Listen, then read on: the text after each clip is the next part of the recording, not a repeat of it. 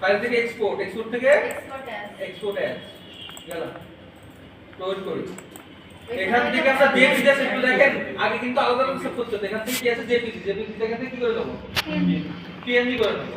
দেখেন ট্রান্সফার হয়ে গেছে না, অটোমেটিক্যালি আমরা জেপিজি পিএনজি দুইটা এখান থেকে কি করব, এক্সপোর্ট করার এটা কই যাব কই রাখবো ডিসপিসি কই রাখবো ডিটাই তারপর আপনাদের নামের ভিতরে এখান থেকে চেঞ্জ করা লাগবে। এখন এখান থেকে কি দিয়ে দেবো, শুধুমাত্র সেভ নামটা লিখবো, নামটা লিখে সেভ ক্লিয়ার সবাই? না স্যার আর বলেন না নাকি সেভ করতে পারেন না, তাহলে কি হবে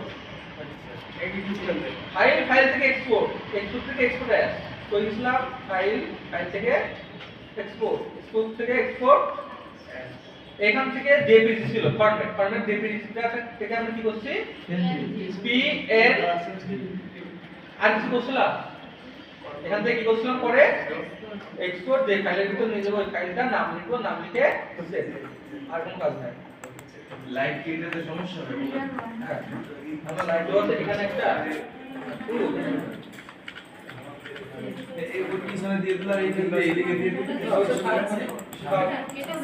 ওইটা ওখানে শুধুমাত্র এই দুইটা দিলে একটা লাইট আছে, আর সামনের দিকে তাকাইলে লাইট দিলে সব চলে তাড়াতাড়ি আর একটা নতুন দিই। লাইট লাগে লাইট না দিলে চলে আমার সব ছবি আমার আসছে না। এখানে একটা না, এখানে একটা ঘুমো তাহলে সমস্যা হবে। বড় লাইট দিয়ে দিতে আমরা হয় না, আমরা লাইট ওখানে লাইট দিয়ে যাবো, ওখানে লাইট নেই এ তাহলে যে প্রজেক্টরে না ক্লাস লাইট এইটা ডাইনিং লাইট করে দিলে সমস্যা নেই।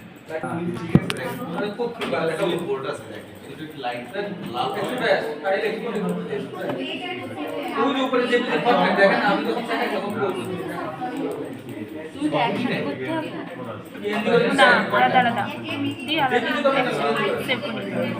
আর এখন তো কিছু নাই, হ্যাঁ করে সেভ দিয়ে দেন, এক্সপোর্ট দিয়ে দেন, এক্সপোর্ট দিয়ে ফাইল সেভ করে সেভ করুন।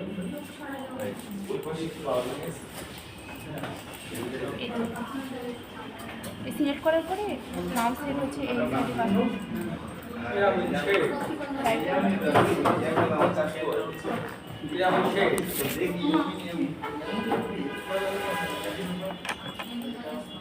এটা যদি হয়ে যায় আমরা আবার ইলাস্ট্রেটরে আসবো, একটা কনটেস্ট করব।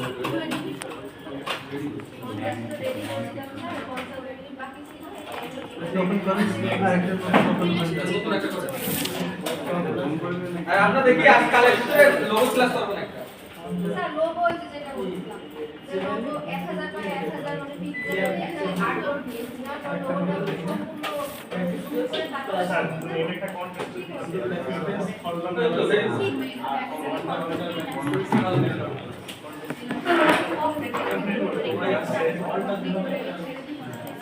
আমার হাত শুধু পড়ে যাচ্ছে লাস্টের দিকে এসে পুরোটা হয়ে একটা কনটেস্টে চলে যান, যাদের কাজ হয়ে গেছে কাজ সেভ করে কনটেস্টে চলে যান। কাজের সমস্যা থাকে আমাকে বলবেন, দেখাই দেবো।